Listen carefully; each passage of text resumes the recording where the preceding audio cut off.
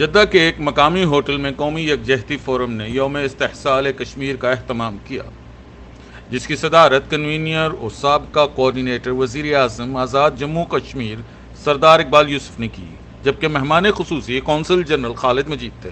تقریب کی نظامت کے فرائض میاں محی الدین نے ادا کیے۔ تقریب کا آغاز تلاوت قرآن مجید سے ہوا، بعد از تلاوت نعت رسول مقبول بھی پڑھی گئی۔ تقریب کا استقبالیہ جماعت اسلامی کے میاں ذوالفقار نے دیا۔ تقریب کے مہمان خصوصی قونصل جنرل خالد مجید نے اپنے خطاب میں قومی یکجہتی فورم کی اس کاوش کو سراہا اور اس بات کا یقین دلایا کہ کشمیر کے لیے وہ ہر لمحہ حاضر ہیں۔ ان کا کہنا تھا کہ کشمیریوں کے لیے درد دل رکھنا، اظہار کرنا صدقہ جاریہ و عبادت ہے۔ ہم سفارتی سطح پر ہر فورم پر کشمیریوں کی آواز بنے ہیں اور انشاءاللہ بنتے رہیں گے۔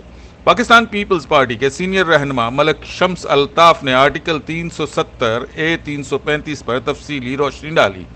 مسلم لیگ نون آزاد کشمیر سے راجہ گلفراز نے ولولہ انگیز خطاب کیا۔